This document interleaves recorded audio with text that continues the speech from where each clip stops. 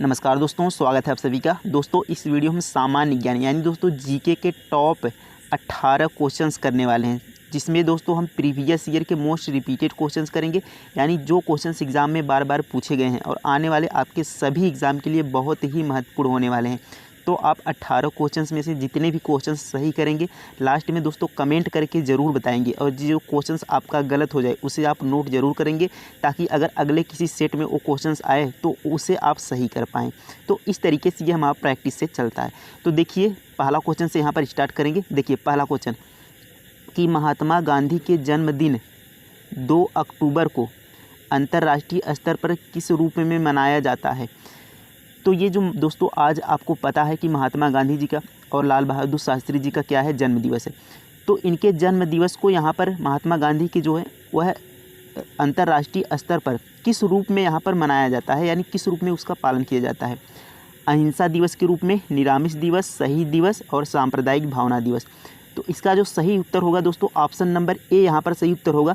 अहिंसा दिवस के रूप में इसे मनाया जाता है। तो पहले का ऑप्शन ए यहाँ पर आपका सही उत्तर हो जाएगा।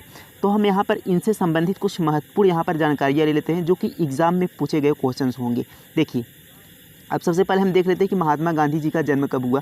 तो इनका जो जन्म हुआ था दोस्तों वह 2 अक्टूबर, आपको पता होगा 2 अक्टूबर 1869 में, 1869 में। और कहाँ पर हुआ था दोस्तों, तो पोरबंदर, जो कि गुजरात का एक ज़िला है, पोरबंदर गुजरात में हुआ था। ये आपको पता होना चाहिए। अब दोस्तों अगर हम बात करें लाल बहादुर शास्त्री जी का, तो उनका भी जन्म जो हुआ था 2 अक्टूबर को हुआ था। और कब हुआ था दोस्तों, तो उनका जो जन्म हुआ था 1904 में हुआ था। 1904 में उनका जन्म हुआ था, ये आपको याद रखना है। अब देखिए हम क्या इनसे संबंधित कुछ महत्वपूर्ण यहाँ पर और प्रश्न जो बनते हैं, इनके जो समाधि स्थल को क्या कहा जाता है। तो जो यहाँ पर दोस्तों महात्मा गांधी, उनके समाधि स्थल को राजघाट कहा जाता है, ये आपको याद रखना है। उनके समाधि स्थल को क्या कहा जाता है, राजघाट कहा जाता है। और जो लाल बहादुर शास्त्री हैं उनके समाधि स्थल को विजय घाट कहा जाता है। उनके समाधि स्थल को क्या कहा जाता है, विजय घाट कहा जाता है। कैसे याद रखेंगे यहाँ पर विजय घाट, देखिए लाल बहादुर शास्त्री, तो यहाँ पर जो बहादुर होते हैं उनकी विजय होती है। तो इस तरीके से आप रिलेट करके याद रखेंगे कि लाल बहादुर शास्त्री का जो यहाँ पर समाधि स्थल है उसे हम विजय घाट के नाम से जानते हैं, और गांधी जी का जो समाधि स्थल उसे हम राजघाट के नाम से जानते हैं। अब देखिए इतना हो गया। अब इनसे जो और क्वेश्चंस बनेंगे, जैसे देखिए एक पूछा जाता है क्वेश्चंस कि करो या मरो नारा किसने दिया। तो यहाँ पर महात्मा गांधी का नारा है करो या मरो, ये आपका महात्मा गांधी का नारा है। और दोस्तों एक नारा है दोस्तों जय जवान जय किसान, ये किसका नारा है, तो जय जवान जय किसान दोस्तों लाल बहादुर शास्त्री का नारा है। ये आपको दोनों प्रश्न यहाँ पर याद रखने हैं। तो देखिए यहाँ पर कितने क्वेश्चंस हो गए। पहला क्वेश्चन ये हो गया, जो हमारा क्वेश्चन है अहिंसा दिवस के रूप में मनाया जाता है 2 अक्टूबर को। और इनका जो जन्म हुआ था वह महात्मा गांधी का 2 अक्टूबर 1869 को हुआ था। और यहाँ पर जो लाल बहादुर शास्त्री जी उनका जन्म जो हुआ था 2 अक्टूबर 1904 को हुआ था। और महात्मा गांधी के समाधि स्थल को राजघाट कहा जाता है, और लाल बहादुर शास्त्री जी के समाधि स्थल को विजय घाट कहा जाता है। और इनका नारा, लाल बहादुर शास्त्री जी का नारा है जय जवान जय किसान, और महात्मा गांधी का नारा है करो या मरो। तो इन सभी प्रश्नों को आप याद रखेंगे। ये सारे प्रश्न दोस्तों एग्ज़ाम में पूछे गए हैं। तो उम्मीद है आपको समझ में आ गया होगा। अगला प्रश्न देखेंगे। देखिए अगला प्रश्न है कि सबसे बड़ा पशु मेला स्थल सोनपुर निम्नलिखित में से किस राज्य में स्थित है। तो सबसे बड़ा जो पशु मेला दोस्तों सोनपुर, यह किस राज्य में स्थित है, यानी किस राज्य में यह लगता है। और आपको बता दें ये सबसे जो बड़ा पशु मेला है, यानी एशिया का सबसे बड़ा पशु मेला है ये दोस्तों। तो यह जो लगाया जाता है गुजरात में, राजस्थान में, बिहार में, झारखंड में। तो इसमें आपको बताना है कि कौन सा इसका आंसर होगा।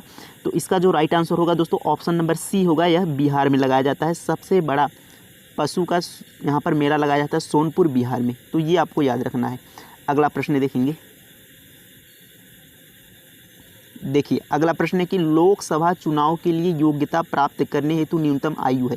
यानी दोस्तों लोकसभा चुनाव के लिए जो योग्यता होनी चाहिए उम्र की, वह कितनी है, ये हमको बताना है। तो 18 वर्ष है, 21 वर्ष है, 35 वर्ष है, 25 वर्ष है। तो इसका जो सही उत्तर हो जाएगा दोस्तों ऑप्शन नंबर डी यहाँ होगा। लोकसभा के लिए जो योग्यता है उम्र की वह 25 वर्ष है। और बात करें दोस्तों राज्यसभा की, तो यहाँ पर आप 2-3 महत्वपूर्ण यहाँ पर याद कर लेंगे। राज्यसभा, तो राज्यसभा की बात करें तो राज्यसभा के लिए दोस्तों जो उम्र योग्यता है वह 30 वर्ष है।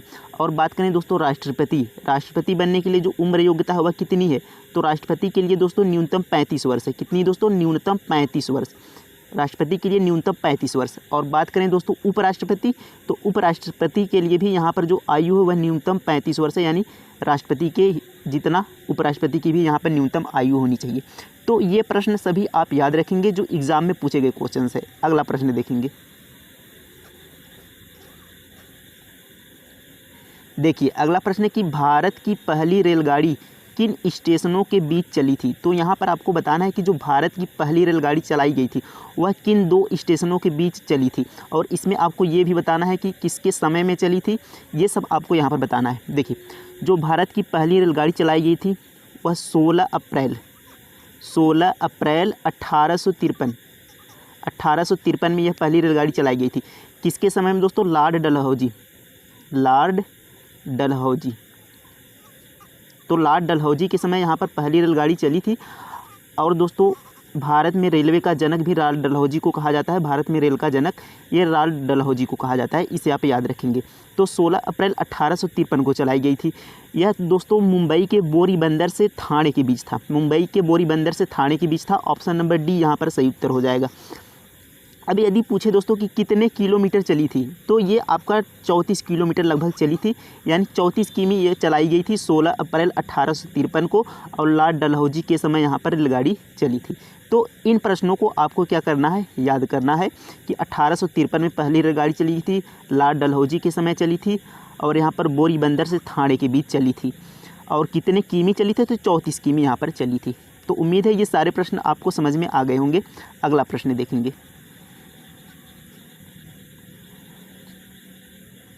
देखिए किसी राज्य के राज्यपाल को हटा सकते हैं। तो किसके पावर ये शक्ति है कि वह किसी राज्य के राज्यपाल को हटा सकता है। मुख्यमंत्री के पास है, केंद्रीय गृह मंत्री, या प्रधानमंत्री, या राष्ट्रपति। तो ये जो पावर है दोस्तों कि किसी राज्य के राज्यपाल को हटा सकता है, ये पावर आपके राष्ट्रपति के पास है। ऑप्शन नंबर डी यहाँ पर सही उत्तर हो जाएगा। तो राष्ट्रपति के पास ये पावर है कि वह किसी भी राज्य के राज्यपाल को हटा सकता है, ये आपको याद रखना है। और नियुक्ति भी कौन करता है दोस्तों, तो नियुक्ति भी राष्ट्रपति ही करता है राज्यपाल की। अगला प्रश्न देखेंगे। देखिए अगला प्रश्न कि गौतम बुद्ध ने परिनिर्वाण कहाँ पाया था। परिनिर्वाण का मतलब होता है दोस्तों मोक्ष, यानी जिसे मृत्यु यहाँ पर आप मृत्यु कह सकते हैं कि मृत्यु कहाँ पाया था।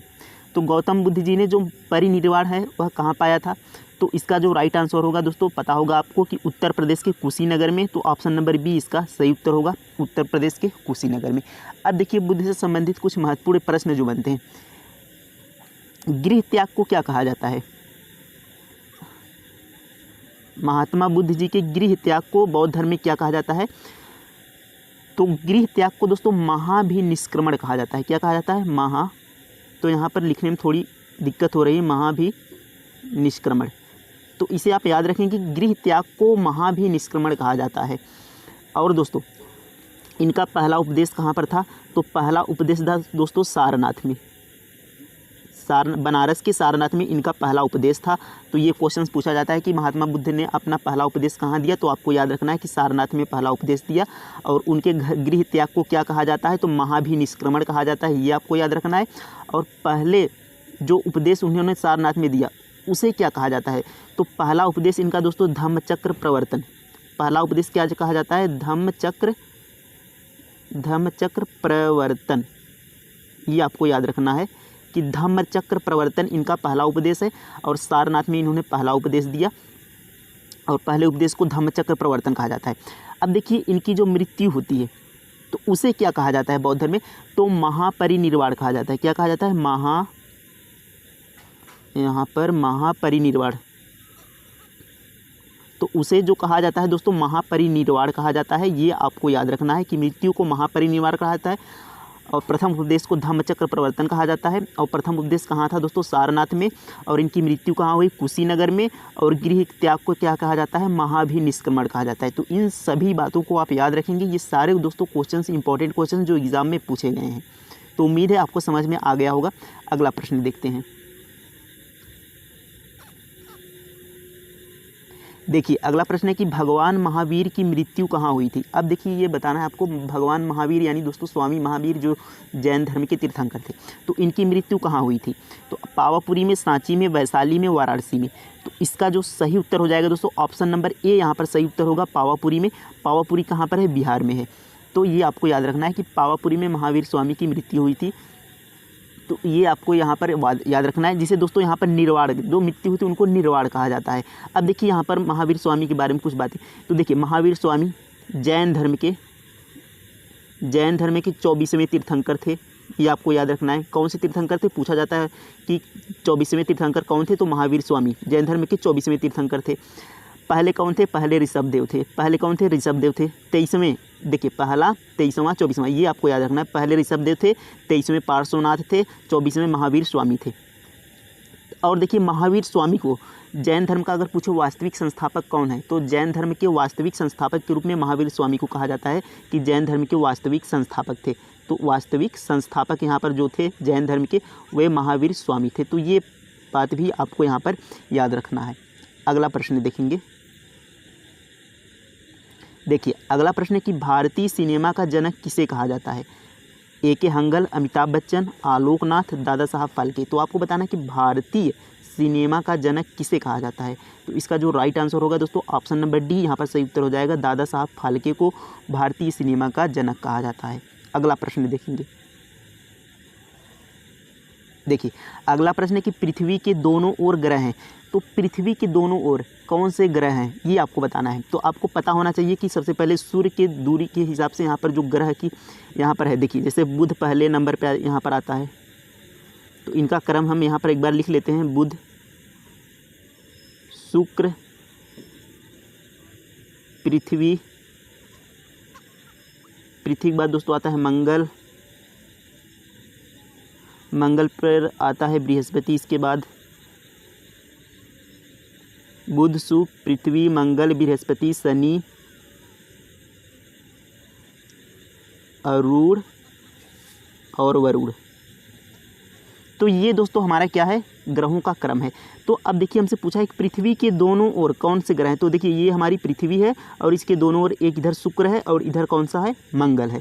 तो ये आपको याद रखना है कि पृथ्वी की दोनों साइड कौन है, यहाँ पर शुक्र और मंगल। तो आपको अगर क्रम याद है तो आपको किसी भी ग्रह के आसपास पूछेगा तो आप आसानी से बता पाएंगे। तो शुक्र और मंगल किस ऑप्शन में है, ऑप्शन नंबर सी इसका सही उत्तर हो जाएगा, मंगल और शुक्र। तो इनके बीच में यहाँ पर पृथ्वी है। अब देखिए यहाँ पर कुछ क्वेश्चन महत्वपूर्ण बनते हैं कि शुक्र को यहाँ पर देखिए पृथ्वी की जुड़वा बहन किसे कहते हैं, शुक्र को कहते हैं, आपको याद होना चाहिए। सबसे गर्म ग्रह कौन सा है, शुक्र है, ये भी आपको याद होना चाहिए।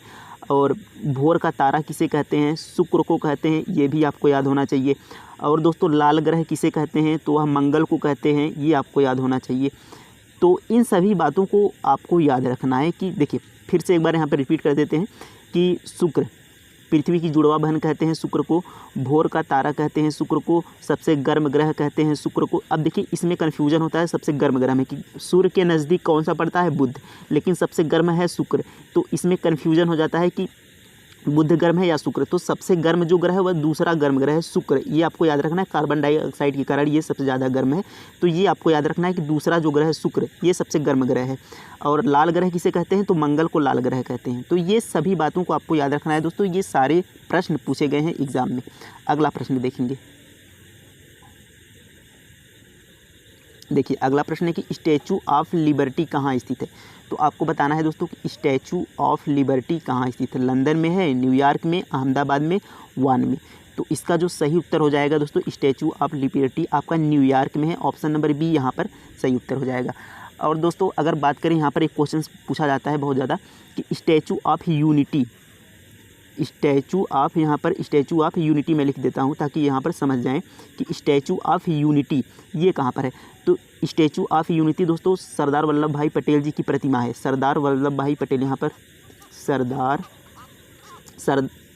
सरदार वल्लभ भाई पटेल जी की प्रतिमा है स्टैचू ऑफ यूनिटी, जो केवड़िया गुजरात में है। कहाँ पर, केवड़िया गुजरात में ये सरदार वल्लभ भाई की प्रतिमा है स्टैचू ऑफ यूनिटी। ये कहाँ है, केवड़िया गुजरात में। तो इसे आप याद रखेंगे। अगला प्रश्न देखते हैं। देखिए अगला प्रश्न है कि राष्ट्रीय गीत वंदे मातरम को कहाँ से लिया गया है। तो आपको बताना है कि जो राष्ट्रीय गीत है वंदे मातरम उसे कहाँ से लिया गया है। तो ऑप्शन है गीतांजलि, संविधान, आनंद मठ, ट्रेन टू पाकिस्तान।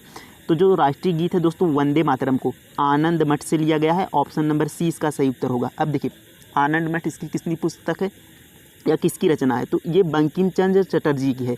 बंकिम चंद्र चटर्जी जी द्वारा यहाँ पुस्तक है आनंद मठ, बंकिम चंद्र चटर्जी। तो यहाँ पर लिख देते हैं थोड़ा सा ताकि समझ में आए दोस्तों। तो यहाँ पर देखिए बंकिम चंद्र चटर्जी द्वारा रचित यहाँ पर आनंद मठ है, जिससे दोस्तों आपका राष्ट्रीय गीत वंदे मातरम लिया गया है। अब देखिए यहाँ पर कुछ महत्वपूर्ण प्रश्न हम देख लेते हैं कि जो राष्ट्रीय गीत जो वंदे मातरम वह संविधान सभा द्वारा कब अपनाया गया। तो 24 आप याद रखेंगे कि 24 जनवरी 1950 को राष्ट्रीय गीत वंदे मातरम को संविधान सभा द्वारा अपनाया गया।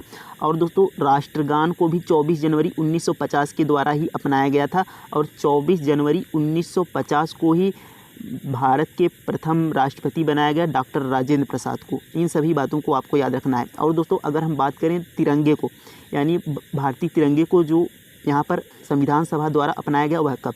तो 22 जुलाई, इसे आप याद रखेंगे कि 22 जुलाई 1947, कितना दोस्तों 1947 को तिरंगे को यहाँ पर संविधान सभा द्वारा अपनाया गया था 22 जुलाई 1947 को। तो इन सभी प्रश्नों को आपको यहाँ पर याद रखना है। एक बार फिर से यहाँ पर रिपीट कर लेते हैं दोस्तों कि राष्ट्रीय गीत जो वंदे मातरम है वह आनंद मठ से लिया गया है। आनंद मठ किसकी यहाँ पर रचना है। तो बंकिम चंद्र चटर्जी जी की है। और दोस्तों यहाँ पर जो राष्ट्रीय गीत वंदे मातरम उसे संविधान सभा द्वारा कब अपनाया गया। तो 24 जनवरी 1950 को। और 24 जनवरी 1950 को ही भारत के प्रथम राष्ट्रपति डॉक्टर राजेंद्र प्रसाद को बनाया गया, घोषित किया गया। अब दोस्तों यहाँ पर जो राष्ट्रगान है वो भी 24 जनवरी 1950 को ही अपनाया गया। और जो तिरंगा है दोस्तों वह 22 जुलाई 1947 को अपनाया गया। अब दोस्तों यहाँ पर जो गीतांजलि प्रमुख पुस्तक है रविंद्रनाथ टैगोर जी की, इसे भी आप याद रखेंगे। रविंद्रनाथ टैगोर जी की गीतांजलि यहाँ पर पुस्तक है, इसे भी याद रखेंगे। ये भी महत्वपूर्ण क्वेश्चन से एग्जाम में पूछा जाता है। तो इतनी सारी बातें दोस्तों, इन सभी बातों को आपको याद रखना है जो कि एग्ज़ाम में पूछे गए क्वेश्चन से। तो चलिए अगला प्रश्न देखते हैं। देखिए अलमाटी बांध किस नदी पर स्थित है। ये आपको बताना है कि अलमाटी बांध किस नदी पर स्थित है। गोदावरी नदी पर, कावेरी नदी पर, कृष्णा नदी पर, महानदी पर। ये कृष्णा नदी है आपकी। तो अलमाटी बांध दोस्तों आपका ऑप्शन नंबर सी सही होगा, कृष्णा नदी पर। अब देखिए अलमाटी बांध कृष्णा नदी पर है और कहाँ पर है दोस्तों ये आपको बताना है। तो कर्नाटक में। कहाँ पर? कर्नाटक में। तो ये आपका आंसर होगा, कृष्णा नदी पर अलमाटी बांध है। अगला प्रश्न देखते हैं। देखिए अगला प्रश्न एक निम्नलिखित में से किस पुस्तक को मुगल राजसी घराने की एक महिला ने लिखा था। तो कौन सी पुस्तक है जिसे मुगल घराने की महिला ने लिखा था। बाबरनामा, अकबरनामा, हुमायूंनामा, बादशाहनामा। तो इसका जो राइट आंसर होगा दोस्तों ऑप्शन नंबर सी, यहाँ पर इसका सही उत्तर होगा हुमायूंनामा। तो कौन सी महिला थी। गुलबदन बेगम।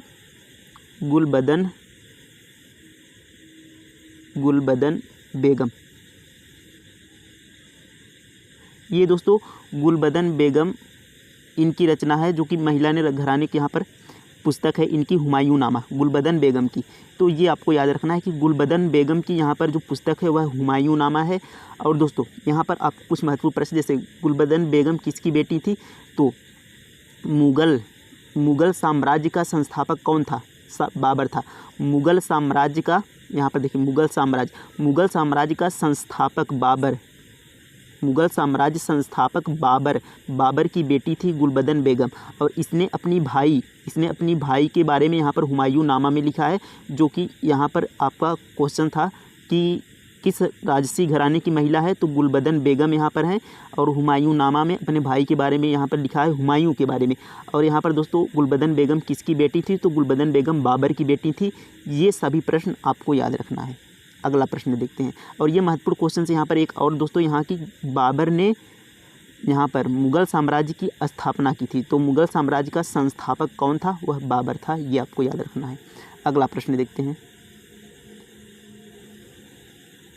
देखिए अगला प्रश्न, किस संस्कृत कवि को भारतीय शेक्सपियर कहा जाता है? तो कौन से संस्कृत कवि है जिसे भारतीय शेक्सपियर कहा जाता है? तुलसीदास, कालिदास, कौटिल्य, शूद्रक। तो इसका जो सही उत्तर हो जाएगा दोस्तों option number B, Kalidas. Kalidas को दोस्तों यहाँ पर भारतीय शेक्सपियर के नाम से जाना जाता है, इसको आपको याद रखना है। अगला प्रश्न देखते हैं। देखिए अगला प्रश्न है, स्टेट बैंक ऑफ इंडिया का वित्तीय मुख्यालय कहाँ है? तो स्टेट बैंक ऑफ इंडिया यानी दोस्तों SBI, तो SBI का वित्तीय मुख्यालय कहाँ है ये आपको पता होना चाहिए। मुंबई में इसका वित्तीय मुख्यालय है। तो ऑप्शन नंबर सी इसका क्या हो जाएगा? सही उत्तर हो जाएगा। अगला प्रश्न देखते हैं। देखिए अगला प्रश्न है, रक्तदाब को किस यंत्र से मापा जाता है? तो रक्तदाब को मापने का कौन सा यंत्र है ये आपको बताना है। Electrocardiogram, anemometer, stethoscope, sphygmomanometer. तो इसका जो सही उत्तर हो जाएगा दोस्तों ऑप्शन नंबर डी आपका सही उत्तर हो जाएगा। स्फिग्मोमैनोमीटर यहाँ पर रक्तदाब को मापने का यंत्र है, ये आपको याद रखना है। अगला प्रश्न देखते हैं। देखिए अगला प्रश्न यहाँ पर दोस्तों है कि इंडिका के लेखक कौन है? तो इंडिका के लेखक आपको बताना है दोस्तों, चाणक्य हैं, मेगास्थनीज, सेल्यूकस, डेरियस। तो इंडिका के जो लेखक है दोस्तों वह मेगास्थनीज हैं। तो ऑप्शन नंबर बी यहाँ पर सही उत्तर हो जाएगा। अब देखिए महत्वपूर्ण प्रश्न यहाँ पर एक बनता है कि मेगास्थनीज किसके दरबार में आए थे? तो मेगास्थनीज यहाँ पर दोस्तों चंद्रगुप्त